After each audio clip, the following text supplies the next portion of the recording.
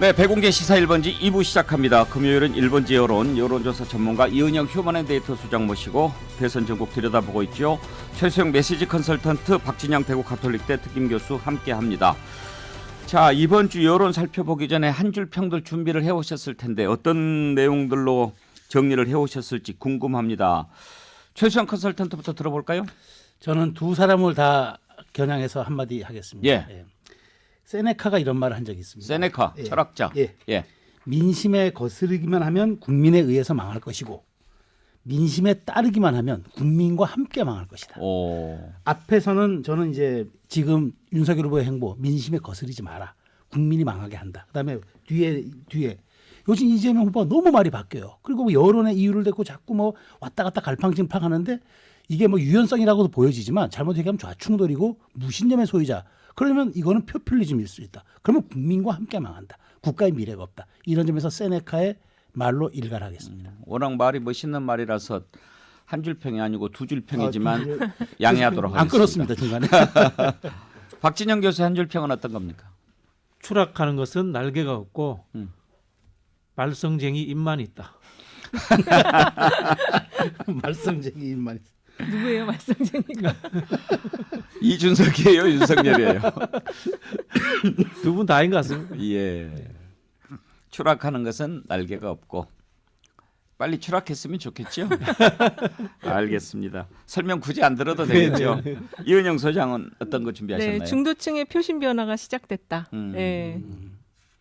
그러면은 정말 그런 변화가 읽혀지는지 최근 나온 여론조사 한번 볼까요? 어떤 거 준비하셨나요? 예, 지금 MBS 전국 지표조사가 지금 화제가 되고 있어요. 네. 그래서 이거를 좀 예. 보고 있는데요. 20일에서 22일 그 무선 전화번호를 가상번호를 이용한 전화 면접조사로 진행이 됐고요. 그 여기서 이제 이재명 후보가 35%, 윤석열 후보가 29%를 받았습니다. 두 후보 다 하락을 했고요. 예.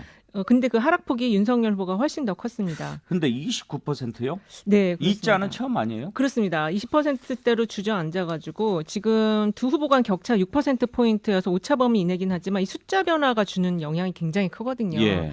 그래서 이 이제 여러 가지 요인이 있겠지만 가장 크게 이번에 윤석열 후보 지지율을 하락시킨 데가 50대 충청권이었어요. 그래서 이게 확실히 중도층의 표심 이동이 지금 시작이 되고 있고 그 다자구도에서도 보면 부동층이 17% 지난 조사가 이제 17% 정도 나왔는데 이번에 25%가 나왔거든요. 예. 그리고 좀 의미 있게 봐야 될 대목이 70대에서 부동층이 그 전엔 18%였는데 26%까지 증가를 했습니다. 그래서 그 이제 고연령층이 아무래도 이제 그 배우자 리스크를 조금 유의미하게 봤다. 그래서 여기 변동이 있었고 이재명 후보 상승이 전반적으로 좀 크게 이루어진 데가 없는데 70대에서 20에서 24%로 좀 상승을 했어요. 예. 그래서 그 표심 70대가 이쪽으로 좀 오지 않았나 이런 생각이 좀 들어요.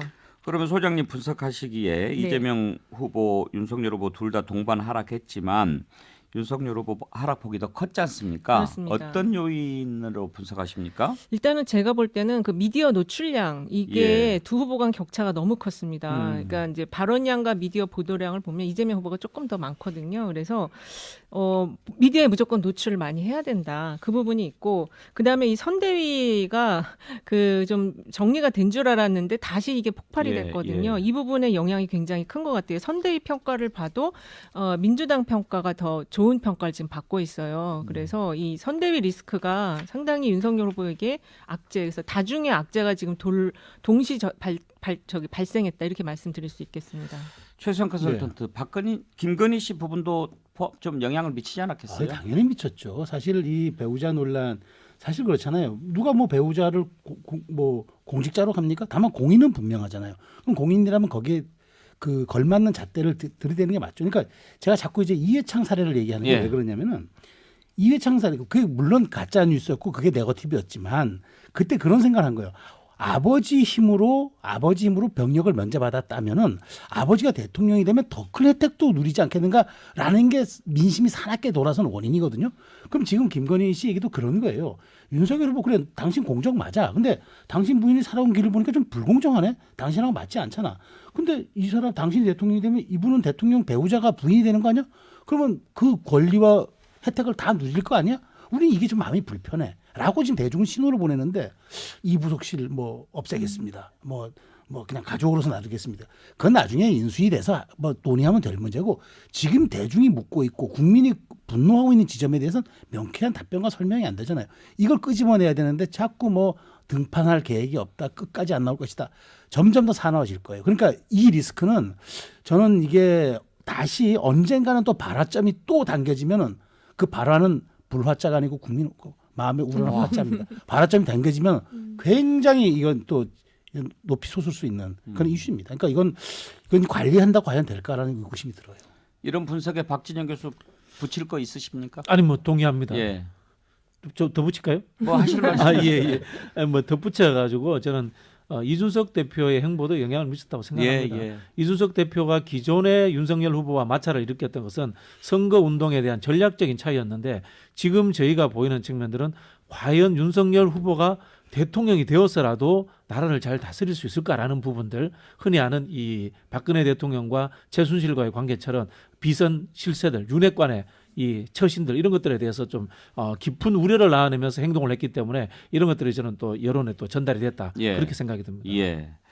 또 다른 여론조사 볼 만한 게 있나요? 지금 이제 갤럽이 머니투데이 의뢰로 20에서 22일 날 같은 날 조사를 했는데 예. 여기 이제 유무선 전화 면접 조사긴 한데 RDD 방식을 이용해서 표집틀이 좀 다릅니다. 아까 MBS 조사랑. 예. 여기서는 윤석열 후보가 35.2, 이재명 후보가 32.9로 두 후보 간 격차 2.3% 포인트인데 여기 지난 조사랑 대비하면 0.1% 포인트 격차에서 조금 벌어졌어요. 그리고 두 후보 모두 다 조금씩 하락을 했습니다. 지금 이 조사는 이재명 후보가 앞선 거예요? 윤석열 후보가 앞선 거예요? 윤석열 후보가 사진이 앞섰어요. 바뀌어가지고 지금 네. 예, 그림이 저희 나가는데 이재명이 35점인데 윤석열 후보 사진이 있어요. 윤석열 후보가 35.2로 윤석열 후보가 1위. 그걸 이름이 잘못된 거군요. 네, 그렇습니다. 윤석열 후보가 앞선 거네요. 네, 그렇습니다. 그거는 그림을 저희가 바꾸도록 하겠습니다. 네, 그래서 예. 그 배우자 리스크가 그 양 진영의 결집을 다 가져왔는데 사실은 이제 요 자료를 보면 그 YTN 리얼미터 조사도 그렇고 보수층 그 국민의힘 지지층의 결집이 조금 더 높았어요. 민주당보다. 그래서 그게 좀 반영이 된 걸로 보여져요. 예. 이것도 역시 두 후보 다 빠진 거죠. 네, 같이 다 빠졌습니다. 예. 그러니까 지금 윤석열 후보는 1.2, 이재명 후보는 3.4로 여기서는 이재명 후보 쪽이 조금 더 많이 빠졌어요. 빠진 표는 어디로 갔을까요? 일단은 이게 여기서도 그 보니까 안철수 후보로도 좀 일부 이동하고요. 네. 안철수 후보가 7.5 나왔네요. 7.5로 좀 많이 많이 나왔네요. 나왔습니다. 오. 네, 그래서 글로 좀 이동하고 부동층으로도 조금 이동하고 그런 것 같아요. 예. 예. 지금 보면은 이 기세 이제 우리가 이제 선거 특히 대선 같이 큰 판은 약간의 미세한 변화가 큰 나비의 날갯짓을 가져올 수 있는데 이번 주가 아마 이제 지금 대선 끝나고 나서 전체 여론의 변곡점이 가장 큰 시기가 언제였다면 지난주와 이번 주를 뽑을 수 있을 것 같고요. 그 어떤 미세한 변화를 지금 민주당은 읽었어요. 그래서 선대위가 굉장히 기민해지고 속도가 엄청 빨리 붙었습니다. 이낙연 후보를 만난 것도 그 지점이라고 저는 보거든요. 그래서 윤석열 후보 캠프가 지금 이준석 대표를 저런 식으로 내비두면 이거는 이길 수가 없는 선거가 될 것 같고 아마 어쩌면 다음 주부터 후보 교체 필요성 이런 조사들이 나올지도 몰라요. 그런데 최수영 컨설턴트 안철수 후보가 7.5가 나왔는데 지금 아마 조사한 대로는 가장 높은 수치 같은데 지난번에 최수영 컨설턴트가 네. 10%가 넘으면 엄청난 변수가 될 그렇죠. 거다 그런 예, 얘기했잖아요. 그런데 사실 객관적으로 보기에 7.5는 지금 애매한 게 이재명, 윤석열 후보 둘 다 지금 여러 가지 의혹들이 많이 있고 특히 이재명 후보 장남 뭐 여러 가지 네. 의혹 그리고 또 윤석열 후보는 배우자, 장모 이런 의혹이 있는데 그런 부분에 있어서 안철수 후보는 없는 정도가 아니라 지난번에 뭐 딸이 그렇죠. 뭐 뉴욕타임즈가 선정한 뭐 100명에도 들어가고 지금 오히려 다른데 죽수는데 이렇게 이런 걸로 올라설 판에 7.5는 본인 양이 안 차있는 거 아니에요? 그래서 아마 캠페인 전환을 약간 변화한 것 같아요. 그러니까 이런 추세도 있고 해서 아마 이번 주 내내 지금 PK하고 TK에 가 있습니다. 3박 4일, 3박 4일에서 아마 안철수 후보가 정치한 일에 이렇게 한 지역에 오랫도록 머문 적이 없었던 걸로 제가 알고 있어요. 그래서 아마 이제 부산 출신이기도 하니까 연고성도 있고 그래서 이제 저는 지금 또 눈여겨보는 게 김미경 교수와 동행을 하고 있습니다. 지금 그래서 아마 이 가족 리스크에 또 균열 지점이 나니까 아마 한 것 같고 안설희 박사는 뭐 미국에서 활동 중이니까 올 수는 없는 거고 그래서 저는 이제 이번 다음 주에 안철수 후보의 지지율을 저도 유의미하게 보는 이유가 뭐냐면 우리 이 소장님 말씀해 주셨지만 윤석열 후보 쪽에서 빠진 게 안 대표한테 간다, 안 후보한테 간다는 갤럽 조사가 있더라고요. 네, 네. 예. 자, 그렇다면 저는 이 추세가 조금 더 가속화된다 그러면은 저는 두 자릿수 지지율도 1월 초 여론조사에는 예. 나올 수도 있겠다. 왜냐하면 지금 일주일간 캠페인을 내내 TK, PK에서 했기 때문에 이건 아마 연고지도 연고지지만 거점 확보, 이른바 진지전에 저는 돌입했다고 보기 때문에 그렇다면 조금 저는 이게 반영된다 그러면은 윤석열 후보의 추락과 안철수 후보의 상승은 이게 서로 상관관계 분명히 있는 거기 때문에 한번 주목해 볼 필요가 있다는 생각입니다. 박진영 교수, 김종인 위원장은 계속 안철수 무시 전략으로 갑니다만 지금 이렇게 나오면 신경이 약간 쓰이겠어요. 그렇죠. 뭐 제가 보기에는 역설인 게 안철수 후보가 안 보이니까 오히려 지지율이 올라가는 것 같습니다. 아, 똑같이 사실 안철수 후보도 이 정치인으로서 현장에서 이렇게 액션이라든가 메시지를 했을 때 지지율이 별로 오른 적이 없어요. 다만 이제 기대 심리로 올라가는데 저는 그렇게 생각하는데요. 혹시나 후보 교체론이 나오더라도 그것의 대상이 안철수 후보는 아닐 것이다. 왜냐하면은 지금 홍준표 후보도 건재하게 있고 그다음에 서울시장에 당선된 오세훈 후보도 있기 때문에 이 안철수 후보가 김칫국을 마실 필요는 없다. 그런 생각이 듭니다. 후보 교체로 얘기하셨는데 가능할까요? 지금 70일 정도밖에 안 남았는데. 기술적으로는 뭐 일주일 만에 여론조사 돌려서 얼마든지 후보 교체는 가능합니다. 네. 이게 지금 이제 여야 지난주까지도 양쪽 다 후보 교체론 얘기가 있었어요. 예. 후보 교체 조사 안 하냐 이런 질문 저한테 그러니까요. 왔었거든요. 저 여쭤보려고 했어요. 근데 지금 이번 주 MBS 조사를 보면 정권 교체 지수가 정권 안정위한 여당 후보 당선, 정권 국정 운영 심판위한 야당 후보 당선이 똑같아요. 42대 42. 그래서 이 큰 틀의 그 민심의 흐름이 예전엔 정권 교체가 높았는데 지금 그게 줄어든 상황에서 이 후보 교체를 할 경우에 이게 야당에서 후보 교체가 하면은 정권 교체 의향이 높을 때는 그게 그 지지가 그대로 갈 수 있지만 지금 상황에서는 이게 대혼란이 올 수 있고 집니다 이렇게 되면 네. 저는 부정적으로 보고 있어요. 저도 그건 마찬가지예요. 그러니까 사실 윤석열 후보가 이제 정치 초보인데도 이렇게 대권 후보를 거머쥘 수 있었던 거는 묻지마 정권 교체였단 말이죠. 근데 그 정권 교체의 상징처럼 돼 있었기 때문에 그 과실을 따먹었는데 그런데 그 상징처럼 된 사람을 내치고 다시 온다? 이거는 뭐 스스로 자멸하는 거와 마찬가지고 이재명 후보도 저는 마찬가지라고 봐요. 아니 여당 후보가 대선 70일 놔두고 후보 교체한다. 그러니까 저는 후보 교체는 의미가 없고 다만 그 조사가 대중에게 보내는 신호, 즉 불안한 후보라는 것은 굉장히 치명적일 수 있다라는 예. 점은 분명히 보입니다. 네, 1번 여론 이어가겠습니다. 이제 대선이 70여일 앞으로 다가왔는데요. 앞부분에 이번 주 여론조사 살펴보고 어떤 것들이 영향을 미쳤을까 짚어봤습니다. 이제 올해도 일주일 정도밖에 남지 않았는데 다음 주 여론조사 어떤 것들이 변수가 될지 짚어보도록 하겠습니다. 이은영 소장님 전망을 들어볼까요? 저는 그 발언 말폭탄 예. 다음 주에 또 영향을 미칠 것 같은데요. 예. 이번 주 MBS 조사 보면 이제 지지 후보를 바꾸지 않겠다가 71%고 바꾼다가 28%예요. 근데 7대3 비율인데 이게 상당히 7대3이면 굉장히 높은 바꾼다는 의견이 높은 거고요. 그런 건가요? 예. 20대 10명 중 3명이 바꾸겠다라는 거니까. 더군다나 20대는 59%가 바꾸겠다 그래요. 30대는 절반이 넘구나. 네, 47%가 바꾸겠다 그래서 이 연령층이 지금 이렇게 표심이 유동적인 상황에서 지금 윤석열 후보의 그 말이 단순히 이번 말폭탄은 말의 실수가 아니고 나랑 인식이 좀 다르다. 이 지점이 굉장히 영향이 클 것 같아요. 예. 나는 이거를 이 뭐 민주화도 이렇게 알고 있었는데 저 말이 정말 이해가 안 된다. 번역기 돌려도 이해가 안 된다. 지금 이런 상황이거든요. 그리고 이번 주에 그 MBS 조사에서 보면 윤석열 후보가 전 연령 전 지역에서 다 빠졌는데 안 빠진 데가 딱 한 군데 있어요. 예. 그게 60대예요. 아. 근데 60대가 사실 민주화의 세대거든요. 60대 초반은 민주화 세대거든요. 이번에 그 민주화 관련 발언, 뭐 외국의 수입 이론을 통한 뭐였다 이런 거는 내 생각과 너무 다른. 내가 저 후보를 지지할 수 있을까 이런 약간의 의문을 갖게 만들 것 같아요. 어제 어떤 특보가 그렇게 얘기하더라고요. 윤석열 후보는 공보특보가 아니고 통역특보를 한 명 둬야 된다고.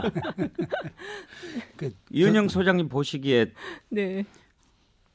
어제 말실수 시리즈 중에서 민주화 운동 수입 그리고 또 뭐죠? 자유 발언. 자유 그러니까 가난- 가난한 사람은 가난한 자유로 사람, 네. 자유로 빈하고 못 배운 그렇던데. 사람 네. 자유도 모른다. 네. 그다음에 20, 30대 청년들 앱 1, 2학년 나중에 저기 하면 그때쯤 그런 세상이 올 거. 이미 지금 뭐 한참 하고 있는데 하나 더 있었는데 4개인가 돼요. 이게 단기에 이루어졌는데 이게 기억이 안 나요. 이게 워낙 많으니까. 제일 큰 게 그 호남에서 민주당 아 부득이 부득이야. 부득이 국민의힘이니까. 부득이 국민의힘 같다. 근데 저는 그 자유 관련 발언이 이분의 정체성을 확실하게 이제 드러내줬거든요. 아무리 그 선대위 쪽에서 여러 명이 나와서 그 말에 진위를 해석을 해줬는데 전부 다 이해가 안 돼요. 무슨 말을 한 건지. 계속 자유 관련한 발언은 많이 했거든요. 근데 하는 말마다 그렇게 해석 해명 이런 게 필요하면 그건 문제가 있는 거죠. 윤석열 후보가 본인이 말할 자유는 충분히 누리고 계시는 것 같아요. 해석할 자유를 뺏어가는 것 같아요. 저는 이렇게 봐요. 저는 사실 이제 지금의 이제 여론조사는 저는 이제 한 1월 초까지는 날씨일 겁니다. 이렇게 좀 말하자면 바뀔 수도 있고 네. 눈 오고 비 오고 뭐 좀 바람 불고 하는데 이게 1월 지나버리면 기후가 돼버릴 가능성이 높아요. 고착화됩니다. 아. 네, 그러니까 저는 사실 그래서 주목하는 게 날씨에서 기후로 바뀌면은 이게 기후는 한번 오래 가잖아요. 그래서 저는 그런 점이 지금 이게 잔매 같아 보이는데 지금 이게 저는 아직까지 1월 초까지 날씨일 수 있으나 1월 초가 지나버리면은 그때는 기후로 접어들 수 있기 때문에 지금 리스크 관리는 정말 중요하거든요. 그런데 그 인식을 못하는 것 같아요. 그 위기감이 없는 것 같아요. 저는 그게 제일 문제라고 봅니다. 자, 말실수가 변수가 될 것 같고 또 어떤 변수가 있을까요? 사면 복권도 변수가 될까요?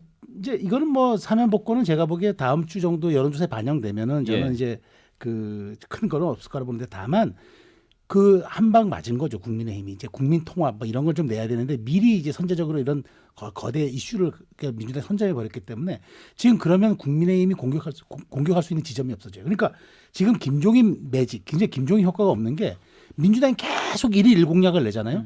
근데 이제 김종인 위원장이 뭐 나름대로 준비해 왔는데 이게 다 묻혀버리는 거예요. 차별성이 안 보이니까 김종인 매직이 없고 그다음에 선대위 관리 사실은 전권을 안 준 거예요. 윤석열 후보. 그러니까 예. 뭐 관리도 안 되는 거니까 이게 사면 초과가 지금 이럴 때 쓰는 표현 같은데 지금 뾰족한 수가 안 보인다는 게 더 큰 문제라는 거죠. 박진영 교수는 윤핵관 변수는 어떻게 보세요? 윤핵관 변수는 저는 뭐 늘 반영되어 있는 거다 이렇게 보여지고요. 박근혜 대통령 사면 문제는 여야의 공이 저는 긍정적으로 작동할 것 같아요. 예, 그런 생각이 드는데 다만 다음 주에는 제가 예상컨대 이낙연 후보의 이재명 후보와의 회동이 굉장히 긍정적으로 저는 작동하지 않을까. 예. 특히 이제 우리 연말 분위기이기 때문에 연말을 앞두고 국민들은 쥐어뜯고 싸우는 것보다 좀 더 통합적이고 예. 화해하고 이런 거 좋아하거든요. 그런 측면에서 윤석열 후보는 뭐 완만한 하락세 그리고 이재명 후보는 조금 상승하지 않을까 그렇게 보여집니다. 공동위원장을 맡은 것은 좀 참신해 보입디다만 뭐 무슨 위원회? 비전위원장, 국가비전위원회죠. 국가비전위원회. 비전과 통합인가? 네. 통합위원회. 그래서 아까 그 우리 이름은 좀 진부하더만. 최소영 컨설턴트가 말씀하신 통합행보의 앞장을 이낙연 후보가 서게 된다면은 다음 정부를 통합적으로 설계하는데 큰 역할을 한 것이다. 이런 좀 하나의 이미지를 만들어 줄 수 있죠 서로가. 아까 네. 그 날씨 기후 얘기하셨는데 이재명 후보는 지금 날씨로 따지면은 말 바꾸기 또 거짓말 이런 부분에서 자유롭지 못하잖아요. 그렇죠.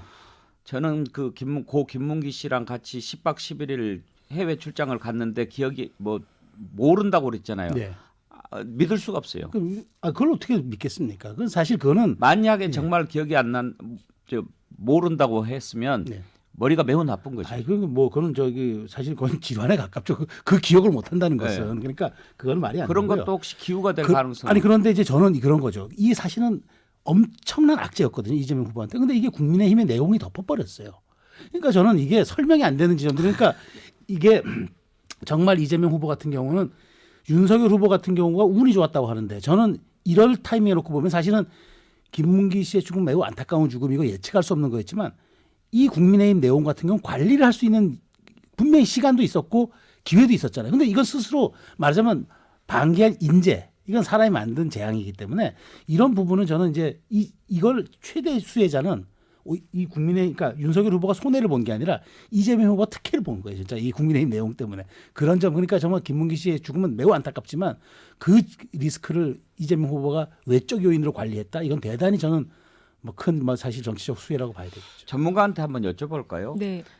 대선에서 이렇게 이제 여론조사를 했을 때 후보 본인의 자질이나 역량 그리고 국민들이 갖는 기대 이런 부분의 여론조사 반영을 포지티브한 면으로 보고 또는 뭐 그 반대적인 부분을 네거티브한 면으로 봤다고 했을 때 역대 대선 쭉 이렇게 여론조사를 해보면 그러니까 꼭 내가 잘해서만 이기기도 하고 상대방이 너무 못했을 때 또 그렇죠. 이기잖아요. 네. 모든 경기도 그렇듯이 그렇습니다.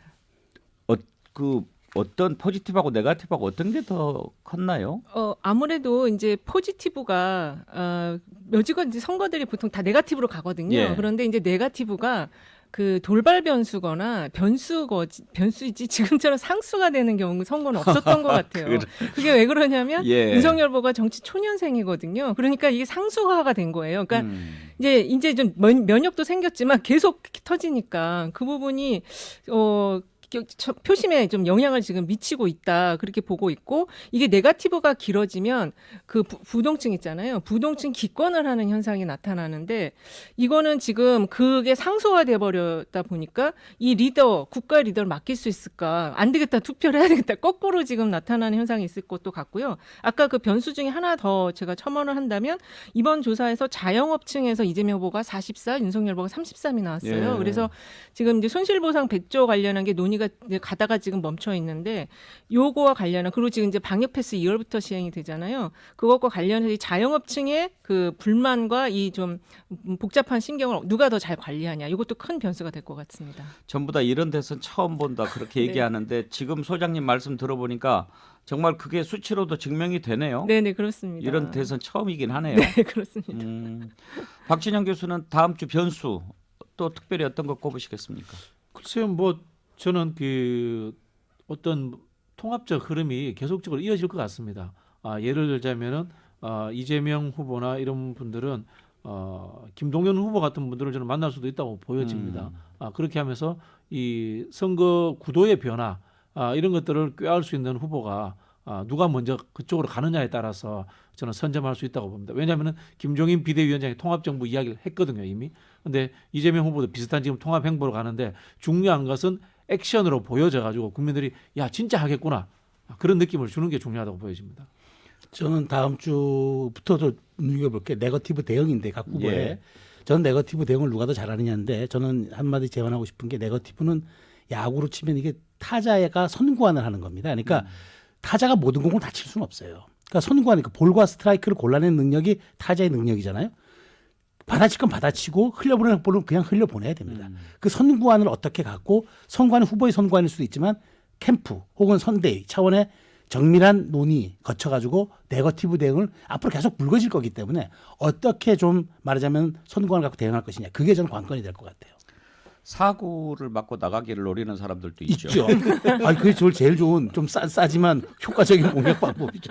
아프긴 합니다. 대통령 선거에서는 홈런을 노려야죠.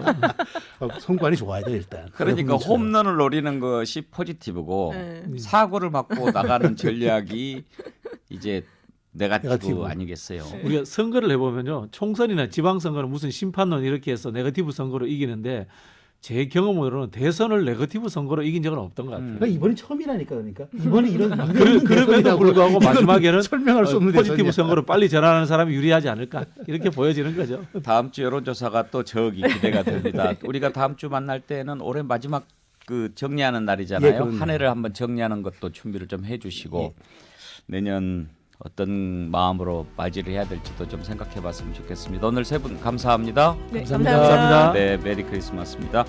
함께해 주신 여러분 감사합니다. 주말입니다. 건강한 주말 잘 보내시고요. 다음 주 월요일 오전 11시에 백운계 시사 1번지 다시 문을 열겠습니다. 고맙습니다.